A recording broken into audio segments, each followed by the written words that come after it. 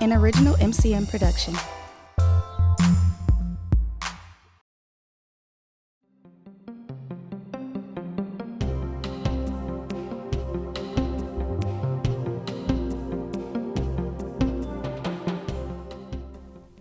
Hi, I am Michelle Bryant, your host for this edition of the Matter Community 2016 Election Interview.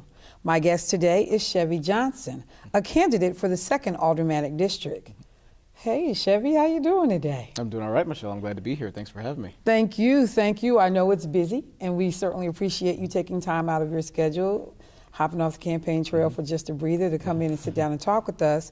But this was a great opportunity, we thought, to give people an ability to meet you, hear a little bit about your views, why you're running for office, and get a little bit more information about who this guy is with this weird name, Chevy. So I'm sorry, I'm gonna take a point of personal privilege and start right there. Okay. Never heard the name Chevy before. Where did that come from? Well, so my actual name is Cavalier. And so, of course, people make the connection Chevy Cavalier because Chevy used to make Cavalier cars. But I didn't get the name from a car. I got the name from a cartoon. In the mid-'80s, my dad, he was a fan of this television show called Dungeons and Dragons. Yeah. And there was a character there named Eric the Cavalier. And he liked the character so much that he named me Cavalier. And then Chevy came about 15 years ago. I got involved with the YMCA here in Milwaukee, and I went to a camp, Camp Mattawa. And my camp counselor, who's a really good friend of mine to this day, he and his family had immigrated here from Mexico, and he could not pronounce Cavalier because of the accent. Okay. And he said, forget it. I'm not going to say Cavalier. I keep butchering it. I can't do it. I'm just going to call you Chevy. And it stuck. And it stuck. And 15 years later, Chevy's on my campaign That literature. is so amazing, even to this point, to see it show up on your campaign list. But it is a memorable name. And it is something that I think when you talk about, they talk about name recognition being one of the things that gets you elected. It's something that people will remember. But tell us, though, because for folks that aren't familiar with you, give us an idea of what you do now, where you've been, what you've been working on, just so folks know who this Mr. Johnson is. Sure. So I started off in service at the YMCA. I started off as a teenager doing community service projects here in Milwaukee. I was fortunate enough to be recruited to a program for low-income kids in Milwaukee Public Schools called Sponsor a Scholar through the Y. And that program, the purpose of it is to get low-income kids off to college, become the first people in their family to graduate. And I did that. I went to UW-Madison, studied political science. But the other part of that program is to get those same kids involved in service and giving back to their communities. And so I remember my first service project. I was helping seniors to shovel snow here in Milwaukee. And then it just kind of snowballed from there. Literally. Yeah, really. And so it led me to New Orleans after Hurricane Katrina to help out there. That was actually my first spring break from college. Really? What'd you do there? I was helping to gut out some of the homes that had been damaged because of the hurricane. A lot of the contractors down there, they were slipping these notes in people's mailboxes saying, "Oh, you pay us, $50,000 or more, and we'll, come clean your house out." Meanwhile, these folks just lost everything. They lost it all. So some of us from college, we packed our bags and went and took our spring break and went down there and helped folks out by clearing out their homes. So was this just like seriously a spontaneous idea? Was it part of an organization? This was a part of the Opportunity Rocks program. I was part of the College Democrats in Madison, and I got linked up with the opportunity to do that through that. And as a freshman, a lot of kids, you want to party, you hang out with the frat people and stuff. I said, no, I'm not going to go. I'm Greek. Wait a minute. No, I said, I'm not going to go to a beach in Florida. I'm going to go down to again. You to talk New Orleans. About me. I'm going to okay. I said I'm going to go down to New Orleans and help out the folks down there. So there was that, and then I went to South America to do this rehab on a school for children. I went to London to work with some at-risk young people. I went over to New York City to work for a nonprofit, the Y, again, and came back here, and I worked with the Milwaukee Area Workforce Investment Board for a number of years, working with young people involved in the juvenile justice system, young people looking to get their first summer job, older adults trying to retool to get back into the workforce, helping them to. How old are you? No, sorry. People, this is quite the resume. It's funny because people ask me that all the time. Somebody just asked me the other day, how old are you? You're even old enough to be running for Alderman? Yeah, you look amazingly young, but then when you lay out this path that's led you to this point, So I'm sorry, please continue. Well, I am 29 years old, but Oh, like I wait, said, you've done all this and you're 29. yeah. So for the rest of us underachievers, we need to get busy. Okay.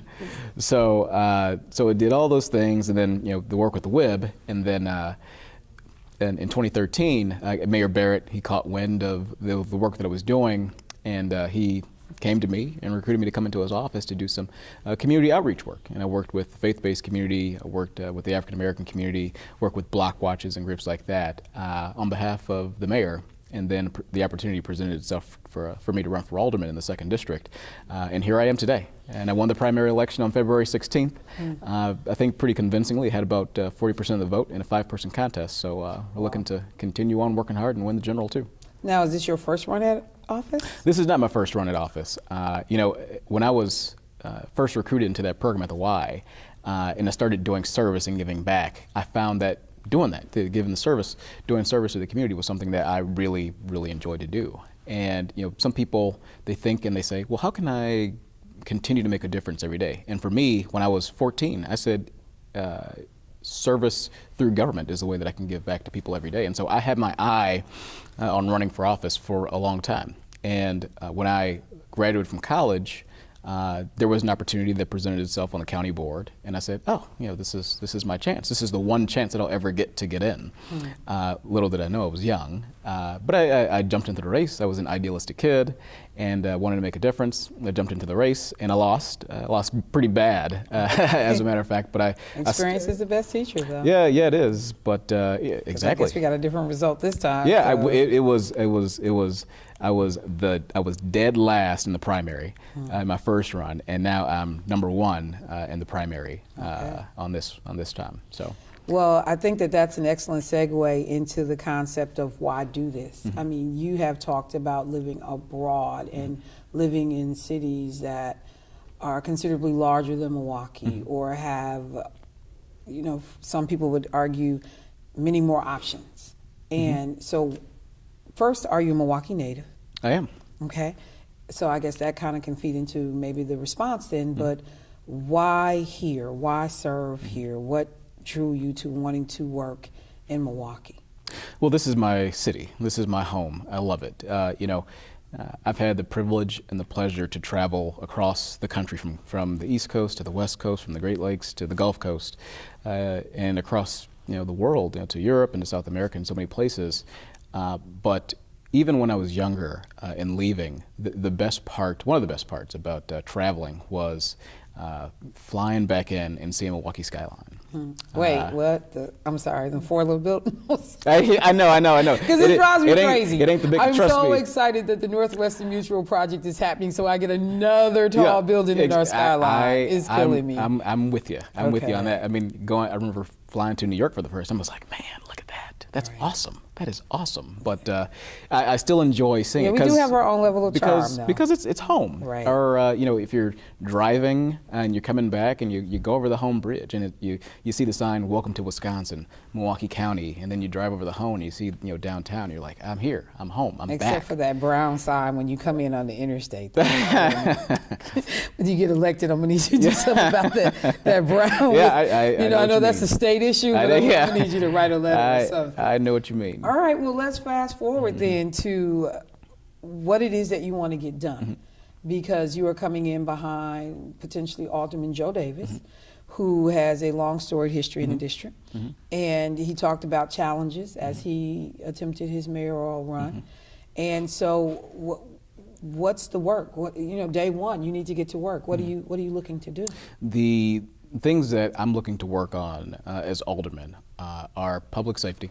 And I think that's evident, something that anybody running for elective office in Milwaukee should be focused on, especially with the spike in homicides that we had last year. I was going to say, be more specific when you say public safety. Right. So addressing the homicides that we've seen, the car thefts that we've seen, the issue of reckless driving, people running through stop signs. But red as a lights city alderman, do blatantly. you really get to impact those things? Oh, I think so. I think working collaboratively with organizations out in the community as well as with our police department, we can make an impact on those things. So public safety is one.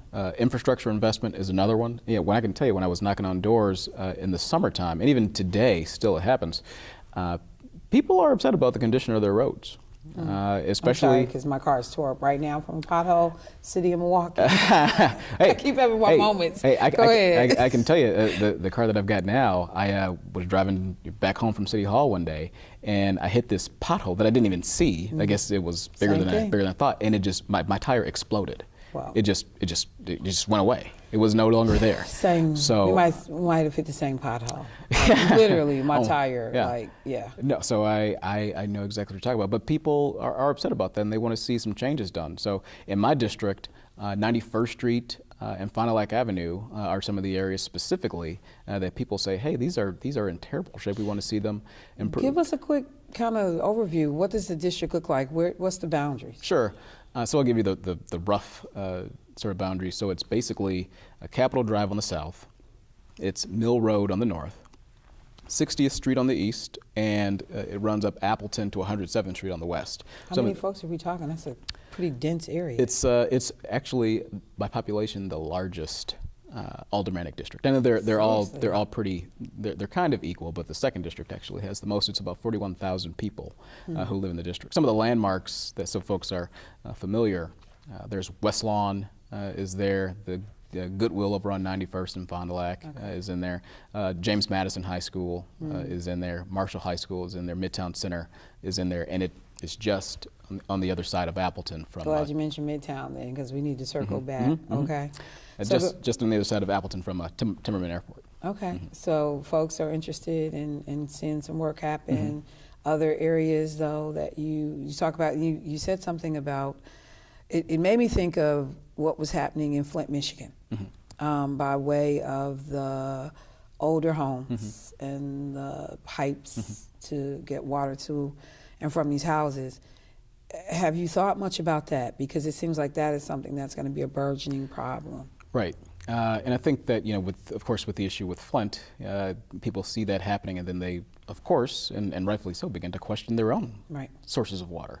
And so we've had our own lead scares here. Yeah, we've had our own issues, and so so that's something that I think about how to solve that. I think it's going to be a collective issue where all of us have to come together, put our brains together to solve the issue, and do it in such a way that we're not putting too much of a burden on homeowners.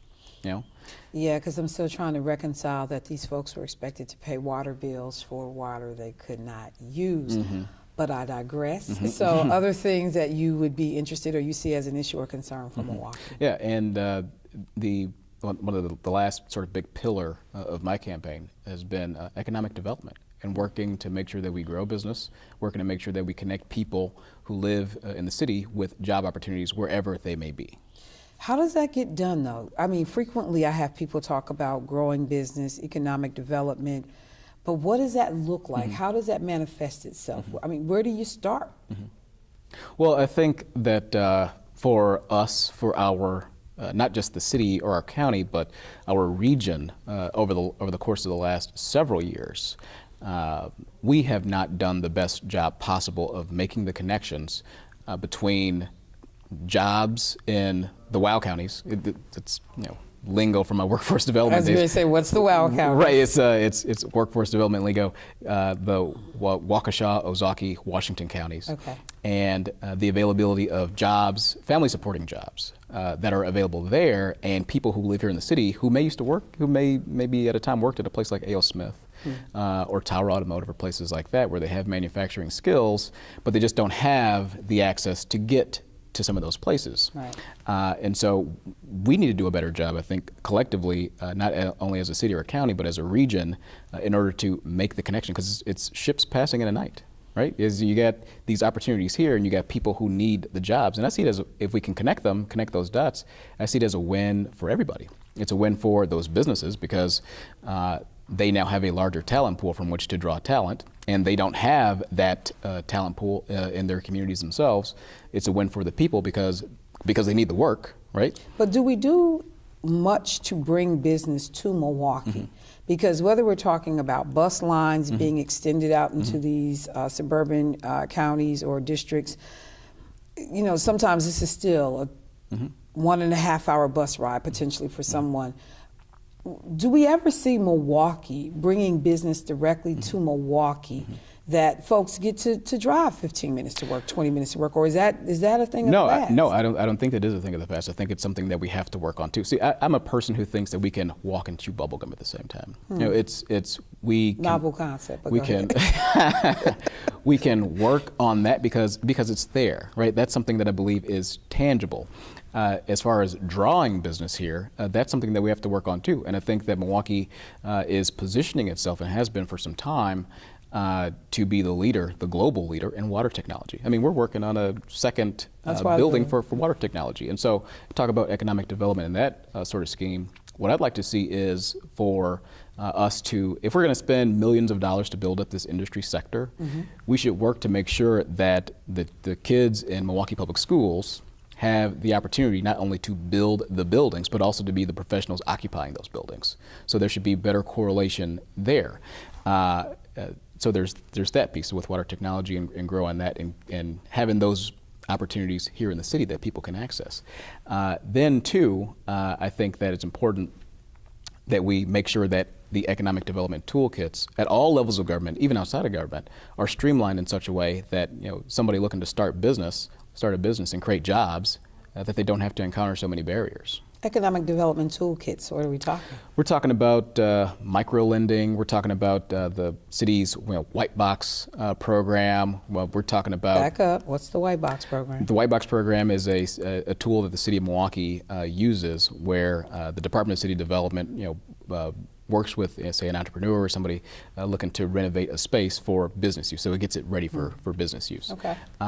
Facade grants that the city has, making sure that all of those things are available. The MEDC, which is the Milwaukee Economic Development Corporation, Milwaukee County's Economic Development Office, the WEDC at the state, the SBA at the federal level, and then opportunities available with places like BizStarts and WIBIC as well, so that entrepreneurs know what tools they have at their disposal, know what sort of resources that they have to start business and grow business. But we need to bring this back. As I said, when you talked about some of the landmarks in the district, bring it back to this,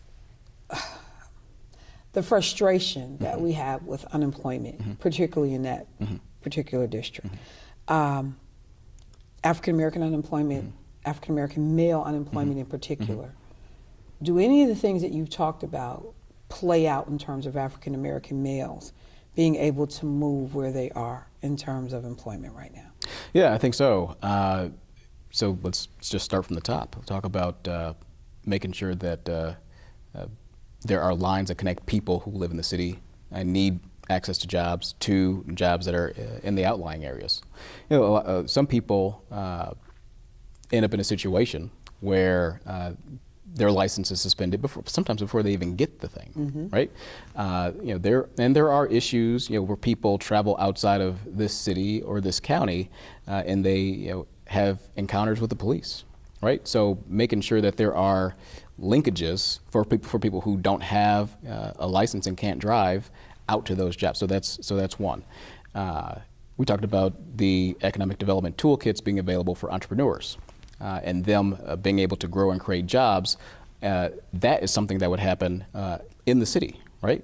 And so what will happen there is we'd work to grow jobs on our main streets. We'd grow jobs on main streets. That presents an opportunity for people who live locally, because when you have a business on say, North Avenue, right, typically you're going to hire people who live in the area. And so that, I think, has an effect on that. And two, we should also continue to do the work that the city's been doing for the past couple of years and making sure that there are transitional job opportunities available where folks can get some positive momentum built up in their lives, get opportunity for work, and create that sort of foundation so they can go on to private sector jobs. So two things. Sure.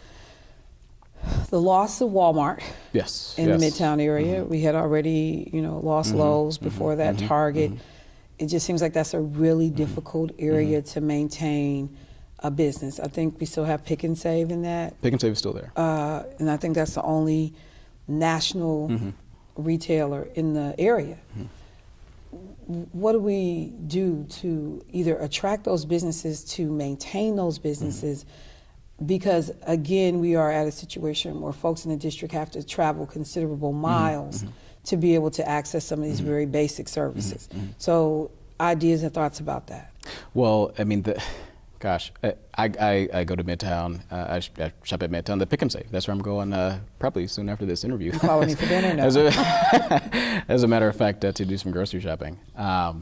That's a tough area or a tough sort of nut to crack on that. I mean, as far as the Walmart thing, look, that was a decision that happened, and the city couldn't do anything about it. That was a decision that was made down in Bentonville to close 269 stores around the world. I believe it was 154 in the United States and 4 or so here in the Milwaukee area, that location being one. And so it's not as if the city of Milwaukee had the ability to can go down to that. Sam Walton's kids and say, hey, leave this one store open because I know you guys are closing 268 other ones. But across even with that happening, and you're right, you don't necessarily get to directly impact that outcome.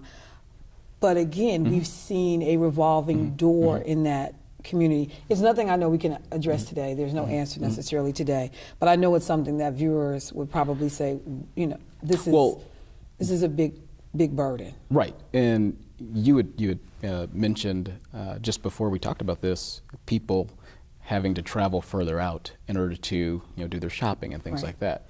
And from my experience shopping there, and from the stories that I'm told by people who live in the area, I know that James Causey had a story on JS Online. Reporter for the... Right, reporter with Journal Sentinel, and he had this video posted up about people, shopping at Midtown and what they would like to see there, and if they typically come and shop at the location. And a lot of people say no. They take their dollars and then they take it elsewhere. So that's although I know that Starbucks over there seems to be the Starbucks is popping always, but it's the meeting place for sure. Yeah, no, I mean, big ups to Starbucks because that's the meeting place. I meet there a lot myself, but. Okay.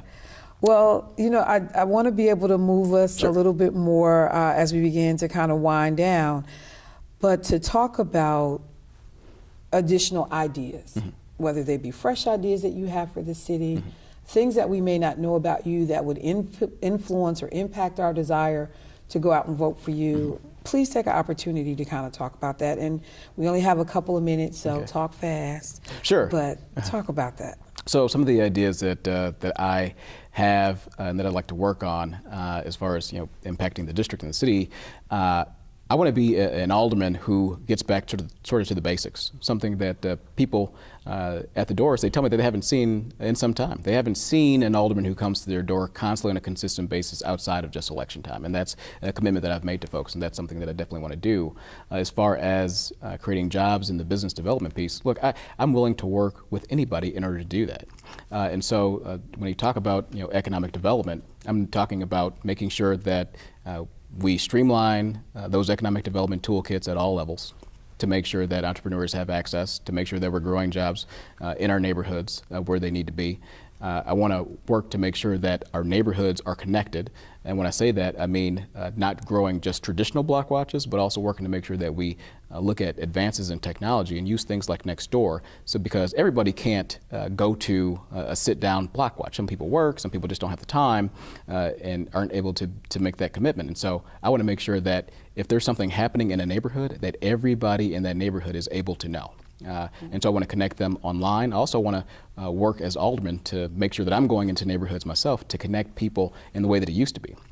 Right now, and it's been this way for a while, neighbors tend to live in silos, it seems like. Yes. All right, and so I want to change that around and get people to know one another again. I want to work with places like Midtown and places like the 30th Street Industrial Corridor to make sure that their employees have access to buy some of the vacant homes in the city that are within a mile of their home. So because that creates stability in those neighborhoods, and when you have homeowners, that creates a stronger foundation for neighborhoods to be safer and to grow. So those are some of the things I want to work on as alderman. I'm looking forward to going back to City Hall. Well, you've given us a lot to think about. Once again, I want to take an opportunity to thank Chevy Johnson, a candidate for the 2nd Aldermanic District, to remind people that it is up to you. If you want to see change in your neighborhood, many of the things that Chevy has talked about, you have an opportunity to go out and cast a vote. We will be voting on April 5th, a Tuesday. Plenty of time to get prepared, get everything out the way you need to do.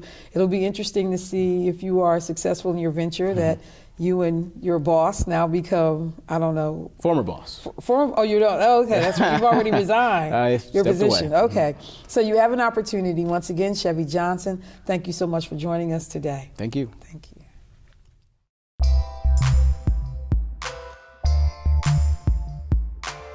An MCM production.